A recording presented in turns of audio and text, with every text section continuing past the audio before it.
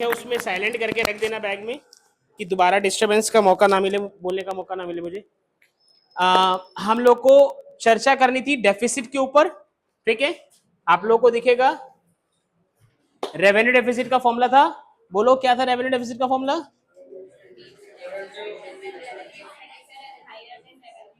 Revenue expenditure जब क्या हो, रेवेन्यू रिसीट से ज्यादा हो, ये फॉर्मूला था। आप लोगों को थोड़ा ये समझाया गया था कि जो सरकार है उसके पास जो पैसा आता है वो कहां कहां से, किन किन सोर्सेज से आता है, ठीक है।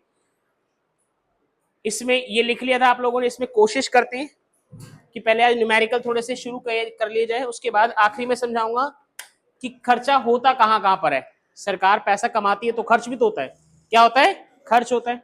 तो कहां कहां पे खर्च होता है उसको समझेंगे, लेकिन आज की क्लास की शुरुआत करते हैं। हेडिंग है अपने पास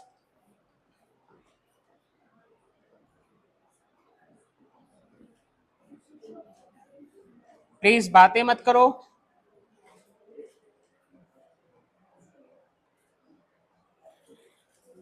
फिस्कल डेफिसिट, फिस्कल डेफिसिट का फॉर्मूला होता है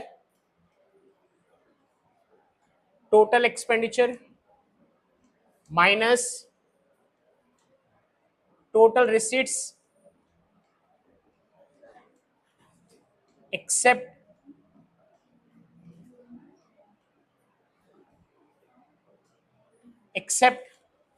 बोरिंग्स, एक्सेप्ट बोरिंग्स।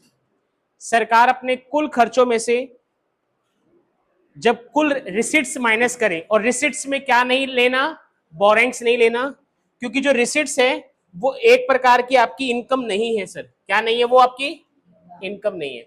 वो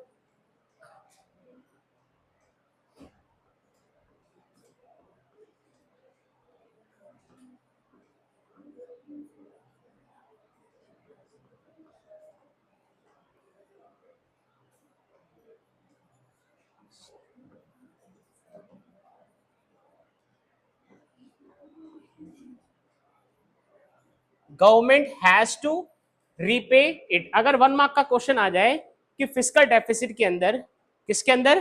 फिस्कल डेफिसिट के अंदर हम बोरिंग्स को शामिल क्यों नहीं करते, तो बोरिंग, बहुत बेसिक लॉजिक देना है कि बोरिंग एक प्रकार की सरकार की इनकम नहीं है, और ये एक ऐसा अमाउंट है जो सरकार को क्या करना पड़ता है, रीपे करना पड़ता है फ्यूचर में। कोई, मैंने इसमें रॉकेट साइंस वाली बात नहीं बोली, बहुत सिंपल सी बेसिक बात है, करेक्ट है। अब अगर आप थोड़ा सा और डीप में जाएं, टोटल एक्सपेंडिचर के कितने पार्ट थे सर? बोलो गधो। दो। एक था रेवेन्यू एक्सपेंडिचर, उसको आप ऐड करोगे किसके साथ? कैपिटल एक्सपेंडिचर के साथ, ठीक है जी। न्यूमेरिकल आएगा तो टोटल एक्सपेंडिचर के दो पार्ट है सर, रेवेन्यू प्लस कैपिटल। इसी तरीके से टोटल रिसिट्स के भी दो पार्ट है सर, रेवेन्यू रिसिट्स और कैपिटल रिसिट्स।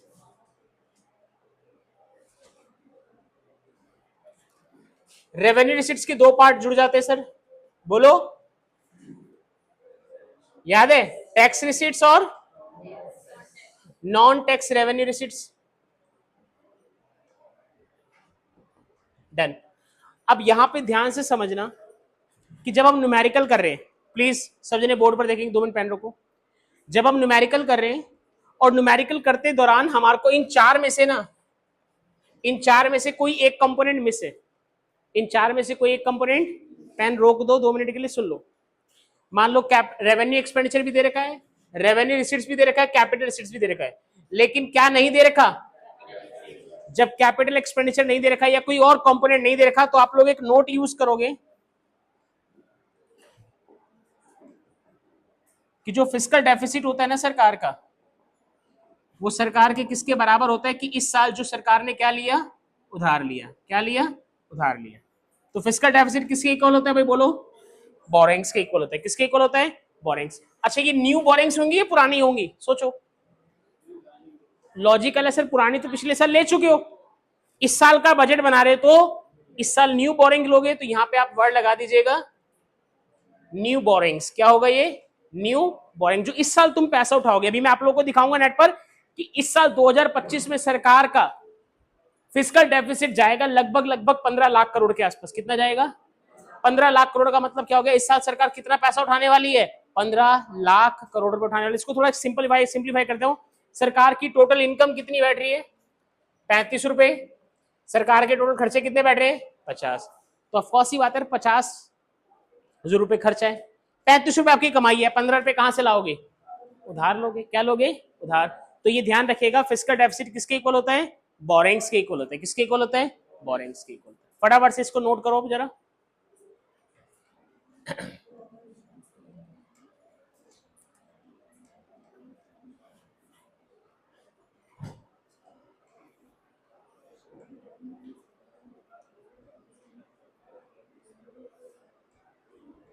कुछ पूछना है ज्योति?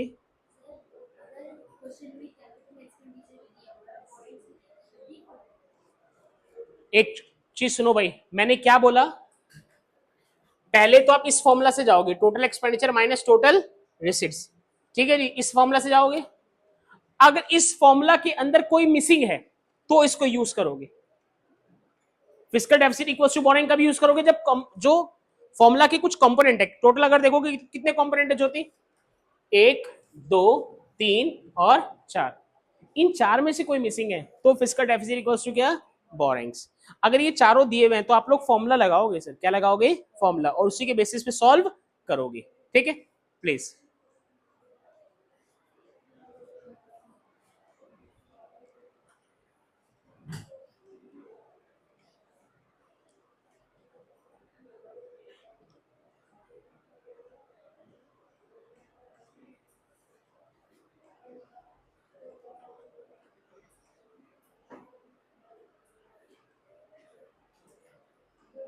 गर्मी बहुत कम होगी इस बार तो, इतनी कम कि ना पसीने आ रहे हैं ना एसी चलाने की जरूरत पड़ रही है।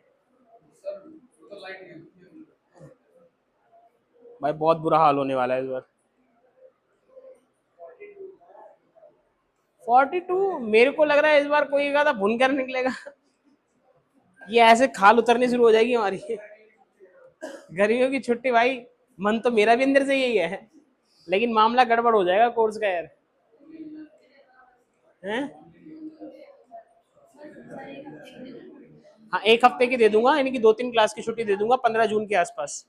कि भैया 15 जून के आसपास 2 क्लास, मतलब 2 या 3 बनेगी। हाँ, तो 2 या 3 क्लास ही तो बनती है एक हफ्ते में। ठीक है कि नहीं? डन। ये लिख लिया। डन। अब इसके नीचे एक लाइन छोड़ो, जो भी क्वेश्चन करवाऊंगा बातें नहीं। इंपॉर्टेंट क्वेश्चन है ये, स्टार डाल रहा हूं sir.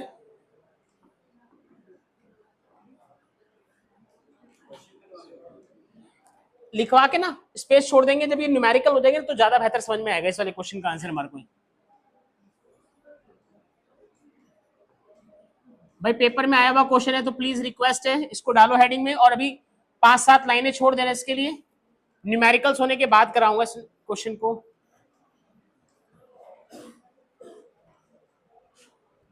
Implication of fiscal deficit, implication of fiscal deficit. ठीक है जी। वैसे सोच के देखो, घाटा आ रहा है सर, अगेन घाटे को पूरा करने के लिए क्या उठाते हो? आपको कई बार अपने घाटे को पूरा करने के लिए एसेट्स बेचने पड़ जाते हैं। क्या बेचने पड़ जाते हैं? आपको अपने घाटे को पूरा करने के लिए या तो आपको अपनी जो सिक्योरिटीज है ना वो गिरवी रखवानी पड़ेगी। क्या रखवानी पड़ेगी? डन। और क्या कह सकते हो, अगर आपके देश में ज्यादा घाटा होगा, आप ज्यादा उधार लोगे तो आपके देश में ना टैक्सेस बढ़ने लगेंगे। क्या बढ़ने लगेंगे? और जब टैक्सेस बढ़ेंगे तो प्राइसेस बढ़ेंगे। क्या बढ़ेंगे? और प्राइस बढ़ेंगे तो लोगों का standard of living.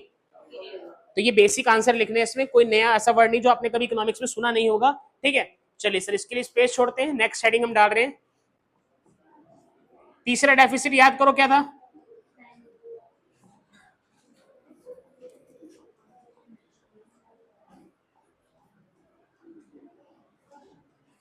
Primary deficit. कहता है प्राइमरी डेफिसिट मींस, डेफिनेशन लिखो डायरेक्टली इसकी। तो primary deficit means difference between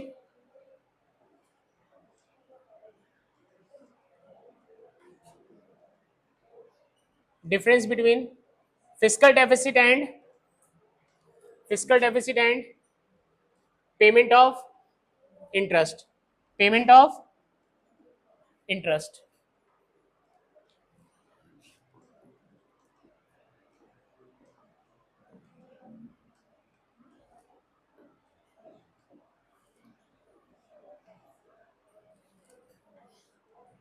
true and false assertion और रीजनिंग में क्वेश्चन बनेगा।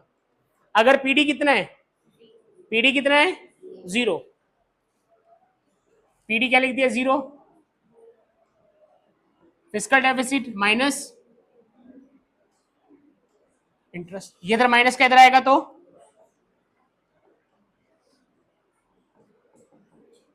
हाँ जी, अगर पीडी 0 है तो इसका मतलब जो आपने इंटरेस्ट है ना, आपकी जो इंटरेस्ट की वैल्यू किसके बराबर आएगी, एफडी के बराबर आएगी। और अभी थोड़ी देर पहले मैंने भी आप लोगों को लिखवाया कि फिस्कल डेफिसिट किसके बराबर होता है, किसके बराबर होता है, बोरिंग्स के। ध्यान से सुनना और मेरी बात का जवाब देना। मैंने इस साल कर्जा, अगर मान लो कह रहा है कि पीडी 0 है, क्या है, नयन 2 मिनट पेन रोक दे मेरे भाई, पीडी कितना है, पीडी कितना है, इसका मतलब क्या हुआ, इसका मतलब ये हुआ कि सरकार ने अपने पुराने कर्जों पर क्या चुकाना है, तो उस ब्याज को चुकाने के लिए सरकार ने क्या इस बार करी है, न्यू बोरिंग्स क्या करी है। मैं इसको थोड़ा एग्जांपल में समझाता हूं, ध्यान से समझना। मान लो मैं कमाता हूं 50,000 रुपए, कितने कमाता हूं, तो मैं अपने सारे खर्चे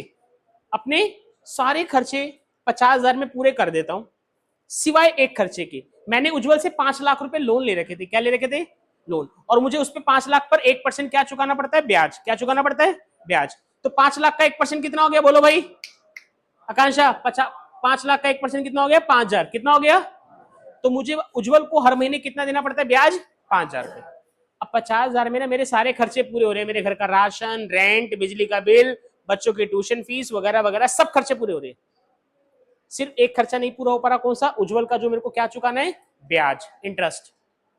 अब यार उज्जवल का फोन आया, हाँ भाई साहब ब्याज नहीं पहुंचा आपका, क्या नहीं पहुंचा, अब पैसे तो है नहीं। तो उसका ब्याज चुकाने के लिए मैंने शौर्य को फोन करा, मैंने कहा शौर्य 5,000 रुपये उधार दे दे भाई, 5,000 रुपये उधार दे दे।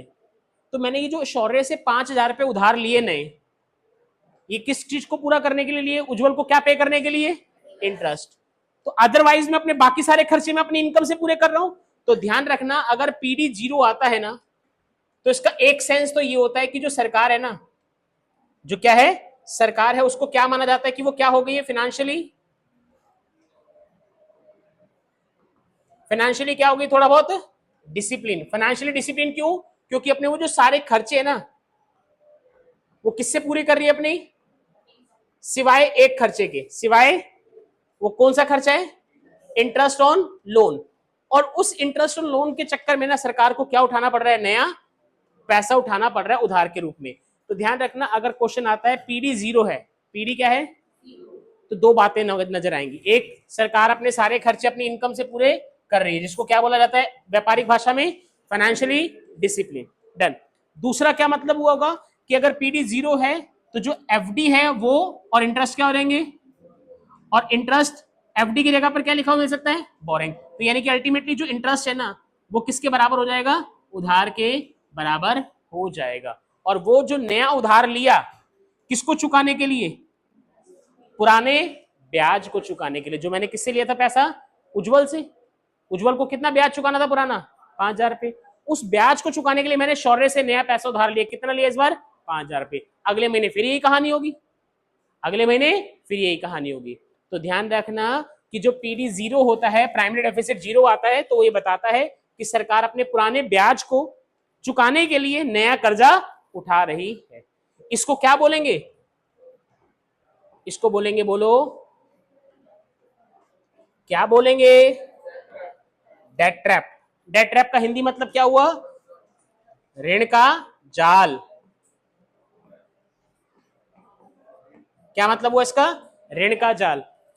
उज्जवल का कर्जा उतारने के लिए मैंने नया कर्जा ले लिया, यही तो हुआ ना इसका मतलब। उज्जवल का कर्जा उतारने के लिए मैंने नया कर्जा ले लिया, तो मेरे ऊपर क्या हो गया, एक ऋण का जाल बनता जा रहा है। उसका भी कर्जा देना है, इसका भी कर्जा देना है। थोड़ी दिनों बाद हो सकता है मैं दूसरे से पैसा मांगू, फिर थोड़ी दिनों बाद में हो सकता है किसी और से। आपने सुना होगा किसी न किसी बंदे के बारे में ना कभी सुना होगा, एक कोई आपने लाइफ में सुना होगा ऐसा बंदा जिसने कई बंदों से पैसा ले रखा होता है उधार का, बाद में वो डिफॉल्टर हो जाता है। कहां से लुटाएगा इतना पैसा? पंजाब पाकिस्तान क्या कर रहा है? यही तो कर रहा है। अमेरिका से पैसा ले रहा है, चाइना से भी पैसा ले रहा है, वर्ल्ड बैंक से भी पैसा ले रहा है। ओ भाई तुम सबसे पैसा ले तो रहे हो, लेकिन क्या नहीं कर पाओगे? रीपे नहीं कर पाओगे। रीपे नहीं करोगे तो डिफॉल्टर बन जाओगे। क्या बन जाओगे? डिफॉल्टर। और डिफॉल्टर जब बनोगे तो एक वर्ड होता है, अकाउंटिंग वाले बच्चे से समझ जानते होंगे, इंसॉल्वेंट। क्या वर्ड होता है? हिंदी में बोलते हैं दिवालिया। वो तो दिवालिया हो गया भाई साहब, दिवाली नहीं बन गई है, दिवाली हो गया का मतलब उसका सारा कुछ बिक गया, अब नहीं है उसके पास पैसा सा कुछ भी। प्लीज ये नोट करो जरा फटाफट से।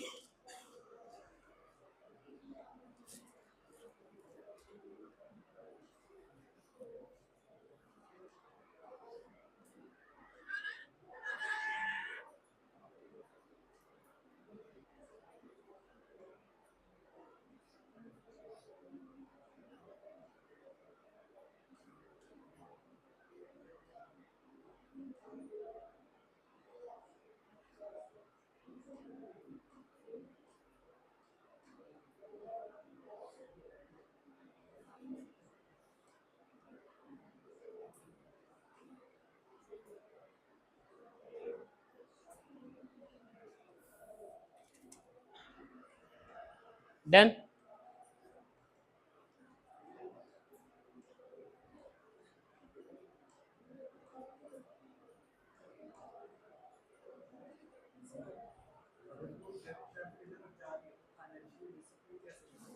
डेट ट्रैप अभी नहीं क्रिएट होगा, फ्यूचर में क्रिएट होगा सर। ये जो फाइनेंशियल डिसिप्लिन लिखा है इस साल के लिए लिखा है वर्ड। आज मैंने अपनी इनकम से अपने सारे खर्चे पूरे कर दिए तो आप मेरे को क्या कहोगे? गौरव सर यार ठीक कमा रहे हो, अपने सारे खर्चे पूरे कर पा रहे हो। हमारे पेरेंट्स नहीं बोलते, जब हम अपना खर्चा खुद उड़ाने लग जाते हैं हमारे पेरेंट्स क्या बोलते हैं? नहीं नहीं, बड़ा तो हो गया, एक वर्ड बोलते हैं, अपने पैरों पे खड़ा हो गया, सेल्फ डिपेंड हो गया बच्चा, ये बोलते हैं। अब आप जब अपने खर्चे अपनी इनकम से निकाल पा रहे हो तो इसी तरीके से सरकार के लिए क्या बोला जा रहा है कि सरकार कैसी है? फाइनेंशियली डिसिप्लिन है। बस एक पंगा इसके साथ रह गया है, पुराना ब्याज, और उस ब्याज को चुकाने के लिए क्या देना लेना पड़ रहा है? नया कर्जा। अब ये अगर सुलटा लेना सरकार तो सरकार को क्या बोला जाएगा? Financially discipline. डन। अब अगर नहीं सुलटा पाई तो फ्यूचर में क्या देखने को मिलेगा? Debt trap. आज ये फ्यूचर पॉसिबिलिटी है, डेट ट्रैप क्रिएट होगा अगर तुम सही तरीके से नहीं चलोगे, अपनी इनकम नहीं बढ़ाओगे, अपने खर्चे कम नहीं करोगे। Done.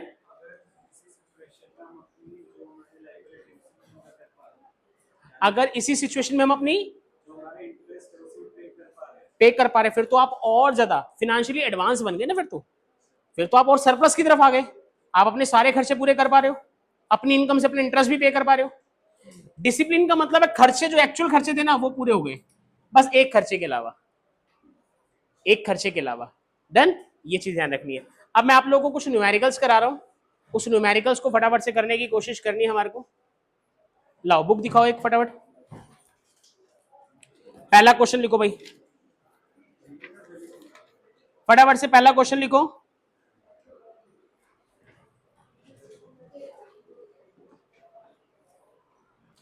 As per government budget,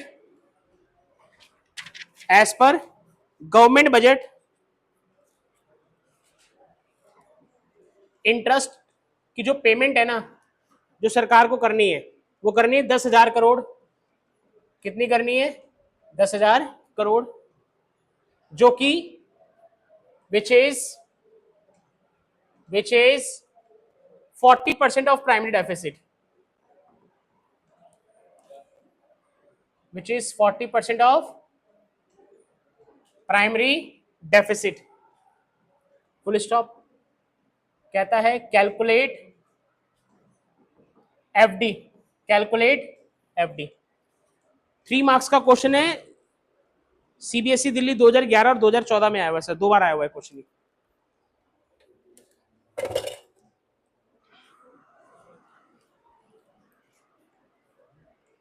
लिख लिया क्वेश्चन? पहला क्वेश्चन है, मैं करा रहा हूं, थोड़ा दिमाग पेन डाउन करके ना, जिसको आता होगा बढ़िया, जिसको नहीं आता पेन डाउन कर दो, पहले क्वेश्चन को समझ लो इसने आपसे बोला क्या है। उसने इंटरेस्ट दे रखा है, क्या दे रखा है, कितना दे रखा है, जो कि क्या है, किसका, डन। तो अगर मुझे इंटरेस्ट निकालना है तो मुझे करना क्या चाहिए था लॉजिकली, 40% ऑफ 40% ऑफ, बोलो भाई, प्राइमरी डेफिसिट, इक्वेशन ठीक है। इंटरेस्ट अगर निकालना है तो लॉजिकली क्या होता है, 40% ऑफ प्राइमरी डेफिसिट, मैंने यहाँ पे लिख दिया। इंटरेस्ट का अमाउंट दे रखा है, कितना अमाउंट दे रखा है भाई, 40% को ऐसे लिख दिया, कोई दिक्कत परेशानी, इनटू में क्या लिख दिया, पीडी, बेसिक मैथ है 7th 8th वाली, डन। ये यहां मल्टीप्लाई कर दो, ये यहां पे इधर मल्टीप्लाई में इधर आएगा तो डिवाइड में, कितना आ जाएगा सर, 2500, ये हो गया। 2500 को 10 से मल्टीप्लाई करोगे तो कितना आ जाएगा, 25,000। तो हमारा प्राइमरी डेफिसिट कितना हुआ भाई, 25,000। कैलकुलेट क्या करना है, एफडी कैलकुलेट क्या करना है भाई, बोलो। तो एफडी निकालना है आपको, पीडी का फॉर्मूला था, क्या था पीडी का formula, FD minus interest payment, अभी लिखा है थोड़ी देर पहले sir, prime deficit equals to physical deficit minus payment of interest, ठीक है जी। तो पीडी निकला 25, एफडी पता नहीं, इंटरेस्ट दे रखा था 10,000, माइनस उधर जाएगा तो प्लस हो जाएगा, तो कितना आंसर आएगा, 35,000। फटाफट से नोट करो बिना टाइम लगाए, अगला क्वेश्चन आप लोग खुद करेंगे।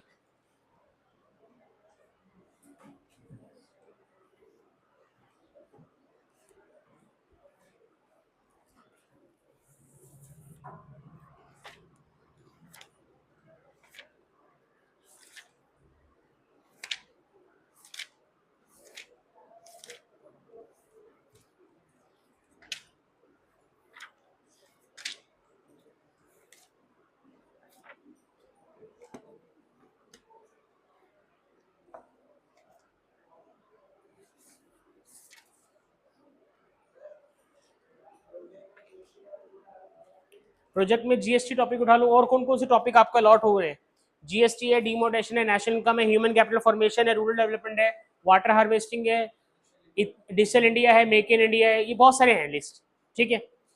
अगर आपको लगता है कि हाँ आप सेफर साइड चलना चाहते हो, go with the GST, but मैं एडवाइस करूंगा कि आप ऐसा टॉपिक उठाओ, अगर आपके टीचर ने बोला हुआ कि भैया अपनी इच्छा से उठाना टॉपिक, तो जो आपके सिलेबस का भी हिस्सा है पूरा, जैसे national income, balance of payment, government budget, human capital formation, ऐसा उठाओ। इससे क्या होगा ना, वो चैप्टर आपका 2 बार हो जाएगा, आप समझ रहे हो, वो चैप्टर 2 बार पढ़ने का मौका मिलेगा आपको, मेरी एडवाइस ये है। लेकिन अगर आपको लगता है नहीं सर मैं सेफर साइड चलना चाहता हूँ, तो जीएसटी उठा लो, कंटेंट बहुत सारा जीएसटी में मिल जाएगा, इजीली बन जाएगा, और गिने चुने क्वेश्चन जीएसटी में से पूछे जाते हैं, ठीक है। तो आप जीएसटी भी उठा सकते हो।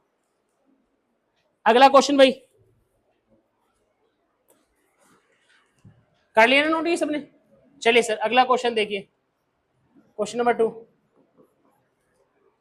क्वेश्चन नंबर 2 है, कैलकुलेट करने सर तीनों, रेवेन्यू डेफिसिट एक बार देख लो, चाहे रिवाइज कर लो, फिजिकल डेफिसिट और प्राइमरी डेफिसिट, ये तीनों निकाल लें। डेटा दे रखा है, लिखते चलो फटाफट साथ साथ। Capital receipts,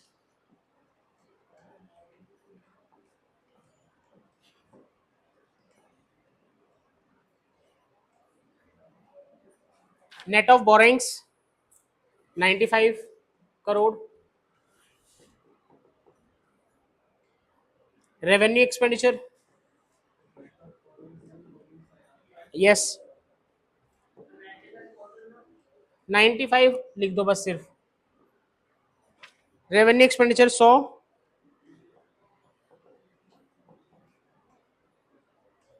interest payment 10,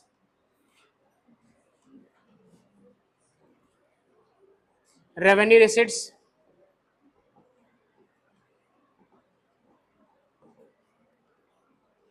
80, capital expenditure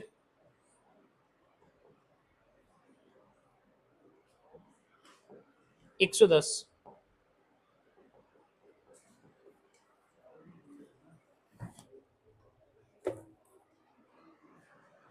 ये 4-5 कंपोनेंट दे रखे हैं, सॉल्यूशन निकालो भाई, फटाफट से सॉल्यूशन करो।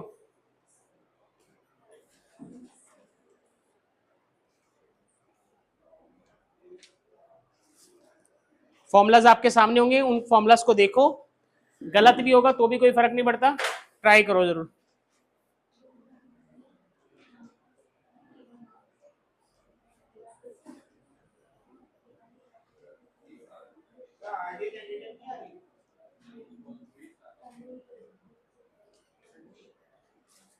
हाँ जी सर जी। नहीं सर, आरडी नेगेटिव क्यों आएगा? फॉर्मूला देखो ना ध्यान से, पहले फॉर्मूला रिवाइज कर लो। क्या लिखा है, क्या लिखा है फॉर्मूला है?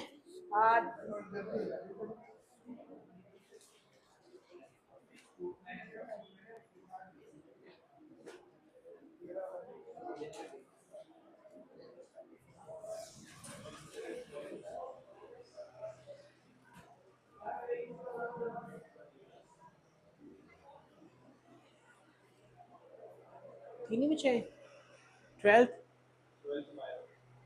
बाकी सारी कहाँ गई पटल?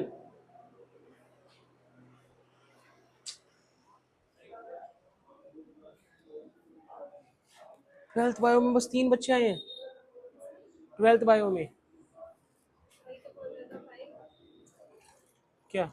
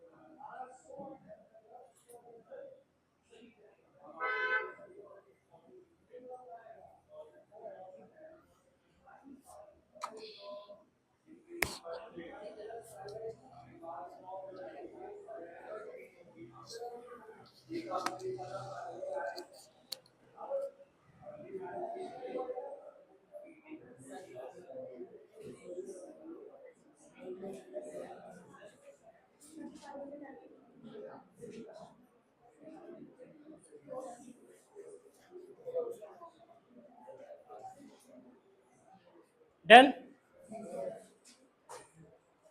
अटेंडेंस कवर करो जरा पहले।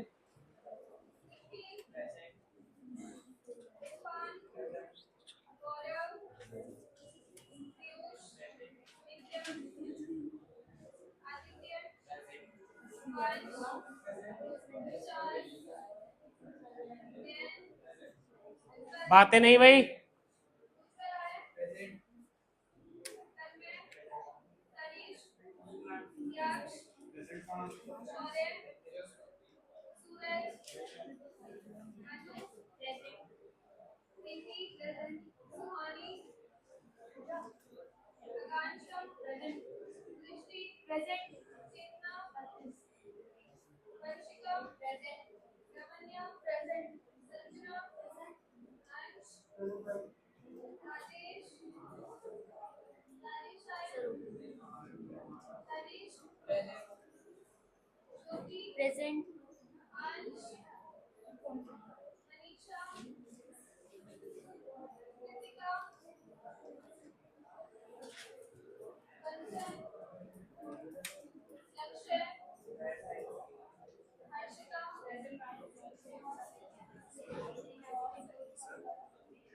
एक मिनट, एक मिनट भैया।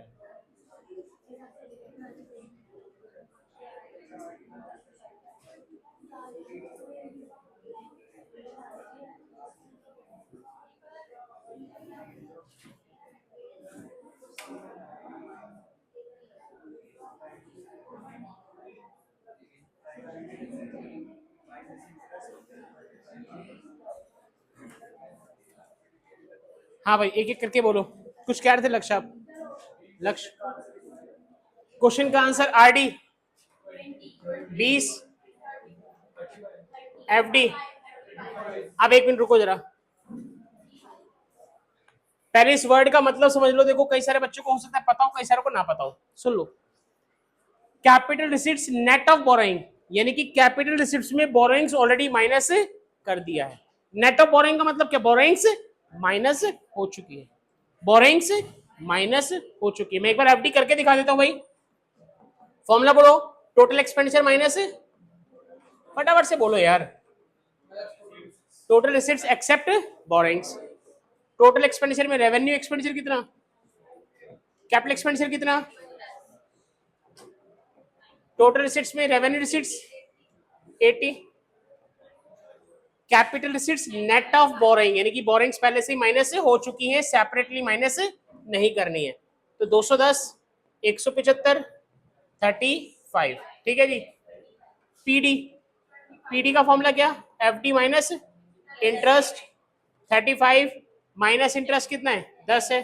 तो सर स्ट्रेट फॉरवर्ड इसका आंसर 25, 35 और 20। उम्मीद करता हूं सबके आंसर सही होंगे। किसी का गलत है आंसर, सबके आंसर सही। 35 वाला दोबारा बताओ सर, एफडी का फॉर्मूला देख के पढ़। अरे अभी तो लिखवाया, नोट कर रही है।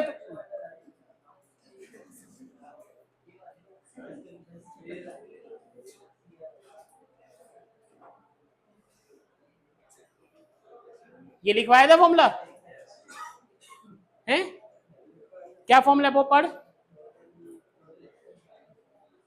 Accept borrowings, done.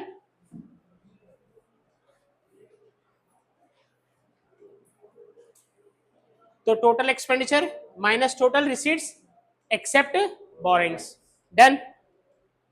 Total expenditure के दो पार्ट, रेवेन्यू और कैपिटल। 100 ये 210 हो गया, डन। उसके बाद टोटल रिसिप्ट्स के भी दो पार्ट, रेवेन्यू रिसिप्ट्स और कैपिटल रिसिप्ट्स। 80 रेवेन्यू रिसिप्ट्स और कैपिटल रिसिप्ट्स का है 9, capital receipts net of boring 95। इन दोनों का समेशन करा 175, तो 210 में से 175 जाएंगे, कितना बचेगा 35। अगले क्वेश्चन की तरफ आ रहे हैं सर।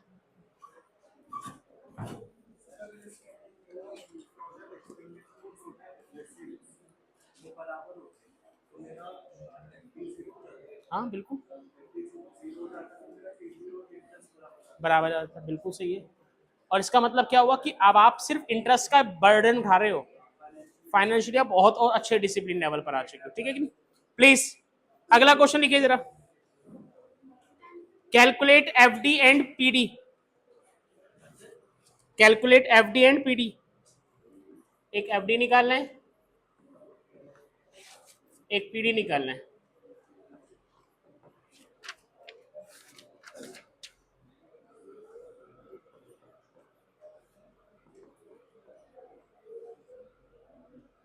रेवेन्यू एक्सपेंडिचर,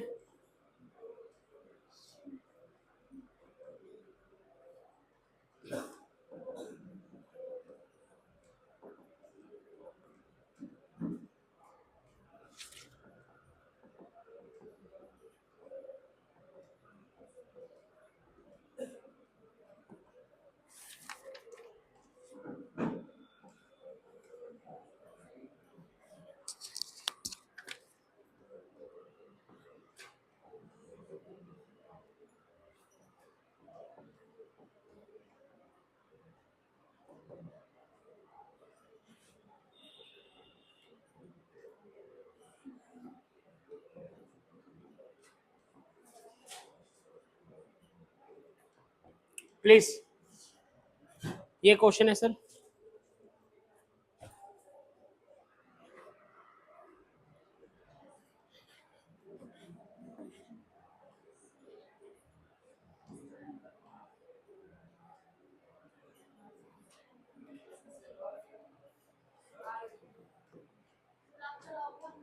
करो करो आप लोग करो, क्या कह रहे हो बच्चे, ये बोरिंग से, हाँ क्या कह रहे हो, कौन सी रिसिट्स में, ये रेवेन्यू रिसिट्स है बच्चे। और बोरिंग तो वैसे भी कैपिटल रिसिट्स का पार्ट है। किसका पार्ट है, कैपिटल रिसिट्स का पार्ट है। लगाओ दिमाग।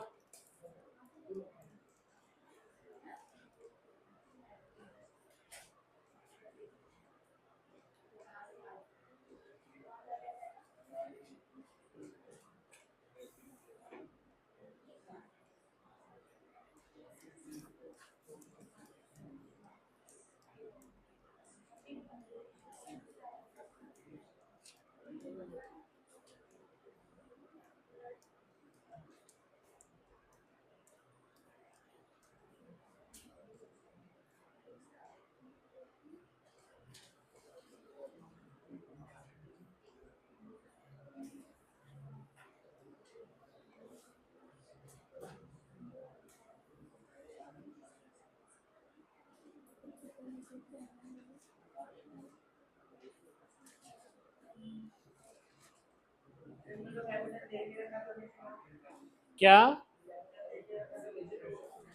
हाँ करो, दिमाग लगाओ, नहीं दे रखा तो।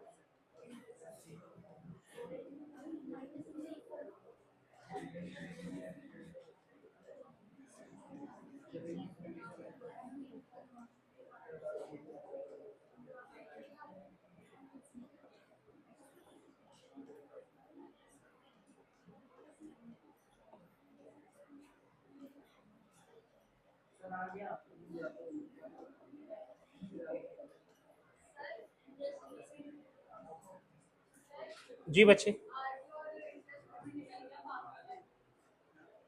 आरडी कितना निकला? इंटरेस्ट कितना निकला है?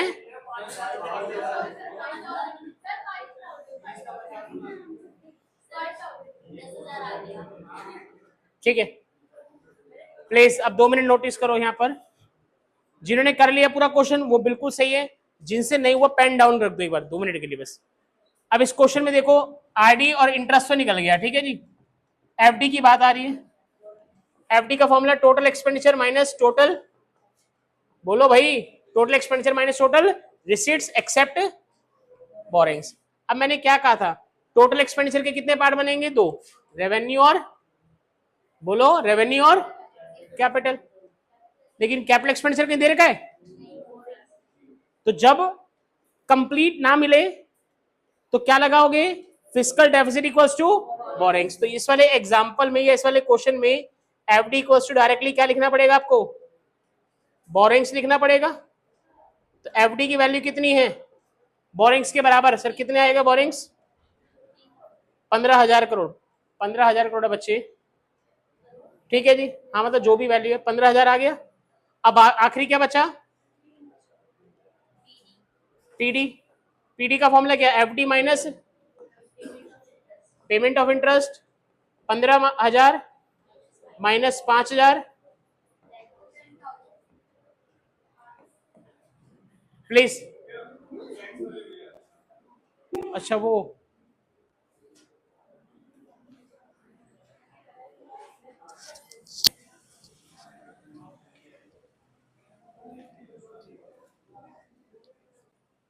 कहाँ है भैया? ये लगेगा ना? हाँ ये लगेगा। आप तो कल आ रहे थे। मैंने कहा था ना कल तो नहीं आने के, मंडे को तो नहीं आने के। हाँ ये आज रहेगा ना, इसको भी क्लीनिंग होगी इसकी। पानी है? हाँ पानी है, वो नहीं।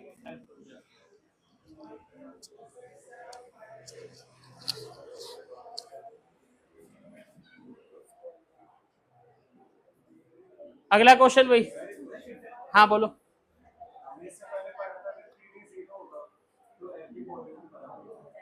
पीडी 0 होगा तो एफडी, एफडी मतलब न्यू बोरोइंग पुराने इंटरेस्ट के बराबर होगा।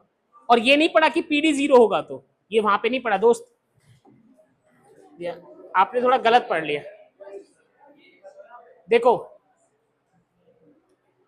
फिस्कल डेफिसिट हमेशा ही बोरोइंग्स के बराबर होता है रियल लाइफ में, लेकिन ये आप लोग को न्यूमेरिकल में कब यूज करना है? जब इन चार में से कोई एक कंपोनेंट मिस हो।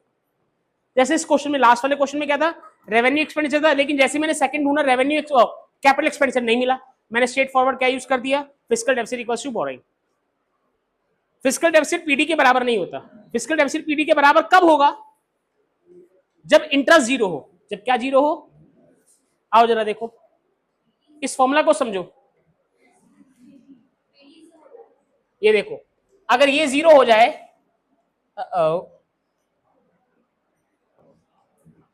ये अगर 0 हो जाए, ये 500 हो, तो 500 में से 0 जाएंगे तो यहां पर भी कितना बचेगा? तो primary deficit fiscal deficit equals to तब होगा जब सरकार का कोई भी पुराना ब्याज बचा ही नहीं है, ये तब होगा। क्या मेरी बात समझ में आ रही है थोड़ी सी? अगर इंटरेस्ट 0 हुआ तब जाके पीडी और एफडी बराबर हो जाएंगे। और एफडी भी कौन सा? नया कर्जा जो हो सकता है। इस साल सरकार ने कहा हमारे को ना नए डैम बनाने, क्या बनाने? तो नए डैम बनाने के लिए सरकार ने 500 करोड़ लिया, तो इस साल नया कर जाएगा, इसका ब्याज कब आएगा? अगले साल। लॉजिक लगा पा रहे मेरी बातों को? तो यहां ध्यान रखना, अगर कभी बाई चांस बोला गया पीडी इंटरेस्ट जीरो है, तो उस केस में पीडी और एफडी बराबर हो जाएंगे। ये तब की इक्वेशन। ठीक है, आया थोड़ा बहुत समझ में? चलिए सर वापस क्वेश्चन पे। नेक्स्ट क्वेश्चन लिखो भाई जरा।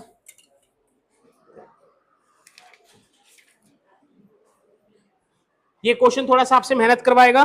पहला पार्ट निकालना है इसमें capital expenditure,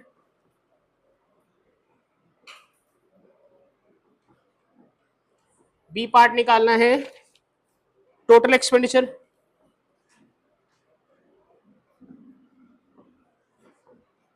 C part interest payment.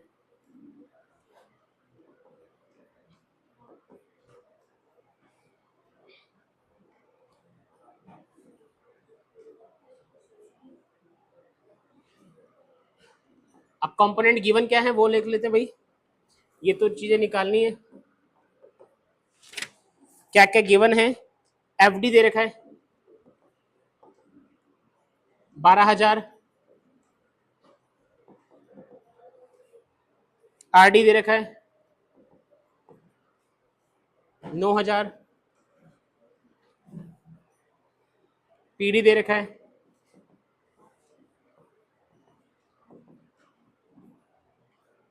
5,000, revenue receipts, RR मतलब समझ गए ना, रेवेन्यू रिसीट्स। और 5वें नंबर पे दे रखा है sir non debt creating capital receipts, non debt यानी कि उधार के बिना, नॉन डेट कैपिटल रिसीट्स, उधार के बिना 10,000 करोड़। ठीक है, करो भाई, लगाओ इस क्वेश्चन में दिमाग। जी बच्चे,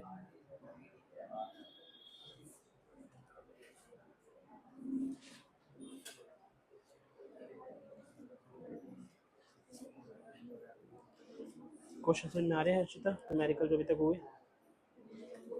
वंशिका समझ में आ रहे हैं न्यूमेरिकल? पक्का? ज्योति थोड़े बहुत समझ में आ रहे हैं? घर जाके थोड़ा पढ़ना शुरू कर दो तुम लोग। संजना समझ में आ रहे हैं बच्चे? आकांक्षा जो न्यूमेरिकल करे अभी तक समझ में आए? बहुत कम आए। एक तुमने ट्यूसडे वाली नहीं थर्सडे वाली मांगी हुई है ना क्लास, अपलोड करना बोल रहा हूँ। बाकी वो दोनों देख ली सैटरडे, क्योंकि वो थर्सडे से कनेक्टेड हो जाएगी। ठीक है, आज ही भेजता हूँ। समझ में आ गए सारे न्यूमेरिकल? जो पिछला इससे पिछला हुआ है, क्यों उसमें क्या दिक्कत आई है? एक बार पकड़ना बच्चे। हाँ बोल। मैंने ये बोला अगर by chance P D equals to क्या हो जाए, जीरो हो जाए, तो उसका मतलब क्या हुआ, यहाँ पे जीरो आ गया तो ये इंटरेस्ट इधर घूम के आएगा। तो ये समझाया बस एफ डी किसके बराबर होगा, और एफ डी किसके बराबर होता है, तो इंटरेस्ट और बोरिंग भी बराबर हो सकती है। और अगर इंटरेस्ट लिखो यहाँ पे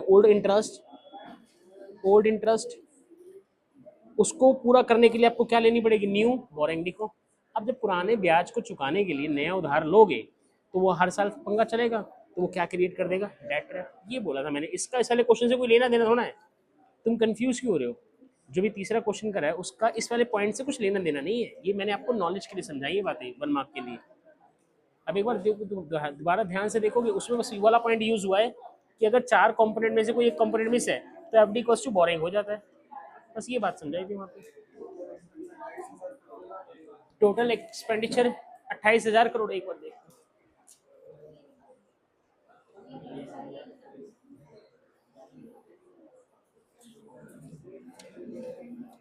हाँ total expenditure 28,000 crore. Total expenditure आया है 28। ये बिल्कुल ही समझ आया? कोई नहीं, उल्टा सीधा कुछ तो लिखो, जो भी फॉर्मूला दिमाग है गलती होगा, इससे ज्यादा कुछ नहीं होगा, मैं सही करवाऊंगा अभी।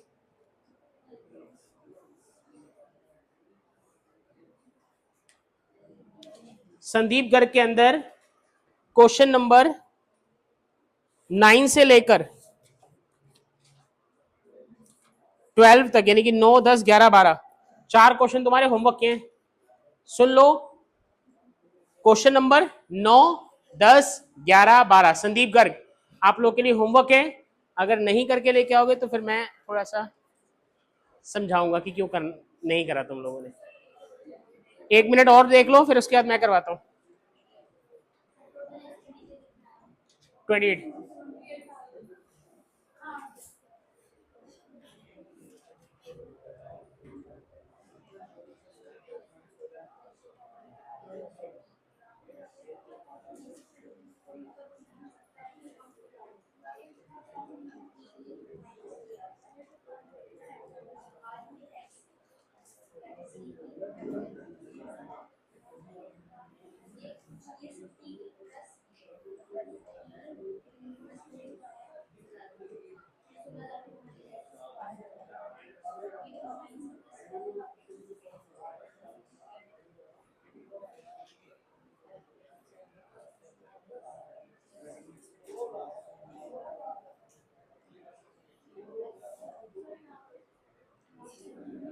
कराऊं मैं? नयन हुआ सॉल्व? नहीं है ना कंसंट्रेशन पढ़ाई में? कल से तेरे तू यहाँ नहीं बैठेगा ध्यान है, और तू भी नहीं तन में, तुम लोग आगे बैठोगे इधर, क्योंकि तुम लोग कंसंट्रेशन बनाते नहीं हो वहां पे बैठ के बिल्कुल भी। अब 2 मिनट जब जिनसे भी नहीं हुआ बिल्कुल पेन डाउन कर दो, कोई भी अब एक शब्द भी नहीं लिखेगा जब तक मैं बोलूंगा नहीं तो। देखो सबसे पहले आप लोग नोटिस करो, आपको आरडी दे रखा है, क्या दे रखा है? आरडी का फॉर्मूला बोलना भाई, revenue expenditure minus revenue. RD की वैल्यू कितनी है भाई? 9000। रेवेन्यू एक्सपेंडिचर अगर बाई चांस इस क्वेश्चन में वैसे बोला नहीं है, लेकिन अगर बोल देता तो ये एक तरीका हो जाता। रेवेन्यू रिसीट्स दे रखा था ना, ये इधर जाएगा तो रेवेन्यू एक्सपेंडिचर कितना आ जाता? 15,000। कितना आ जाता? ये भी इस क्वेश्चन में ऐड हो सकता है एक बात। अब आइए सर जरा एफडी पर ध्यान से प्लीज, पेन डाउन बोला है 2 बार, पेन डाउन रखो, देखो ध्यान से। एफडी का फॉर्मूला क्या? Total expenditure minus total receipts except borrowing. Total expenditure का फॉर्मूला बोलो, रेवेन्यू प्लस कैपिटल। तो ये मैंने इस तरीके से लिखा, revenue expenditure plus capital expenditure minus total receipts का फॉर्मूला बोलो, revenue receipts plus capital receipts except borrowing. अब अगर ये माइनस अंदर मल्टीप्लाई होगा तो ध्यान से देखना भाई, revenue expenditure capital expenditure, revenue receipts minus capital receipts except borrowing. Revenue expenditure में से इसको इकट्ठा लिख दूं, थोड़ा और आसानी अंडरस्टैंडिंग बन जाएगी तुम्हारी। रेवेन्यू एक्सपेंडिचर माइनस में इसके आगे क्या लिख दिया? रेवेन्यू रिसीट्स, ये प्लस का capital expenditure minus capital receipts except borrowing. ये वाला स्टेप सबको समझ में आया मैंने जो करा यहाँ पर? भाई ये उठा के मैंने इधर ले आया मैं आगे, रेवेन्यू एक्सपेंडिचर माइनस का साइन एज इट इज लगा दिया, और ये उठा के थोड़ा पीछे लिख दिया। तो कुछ गड़बड़ हो गई क्या? कुछ गड़बड़ नहीं से, लेकिन मेरे को फायदा मिल गया एक चीज का। किस चीज का फायदा मिल गया? Revenue expenditure minus revenue receipts किसका फॉर्मूला होता है? आरडी का फॉर्मूला होता है, और इस क्वेश्चन में आरडी डायरेक्ट दे रखा है। तो यानी कि इधर से इधर तक की वैल्यू कितनी हो गई? बोलो भाई 9000। कितनी हो गई? 9000। और एफडी दे ही रखा है, एफडी कितना दे रखा है बोलो? तो यहां पे मैंने लिख दिया 12,000। अब क्या बचा? कैपिटल एक्सपेंडिचर पता नहीं, कैपिटल रिसीट्स दे रखा था, नॉन डेट कैपिटल रिसीट्स, उधार के बिना कैपिटल रिसीट्स कितनी? 10,000। ये 10,000 इधर माइनस का है, इधर जाएगा प्लस का, ये मान लो इधर से एडजस्ट कर लो ना, 9 में से 10 गए, माइनस 1 बचेगा, ये इधर जाएगा तो 13,000। ये क्या आ गया सर? Capital expenditure. क्या आ गया? क्या मेरी बात समझ में आई सबको? पक्का ये समझ में आया? अब एक चीज बताओ,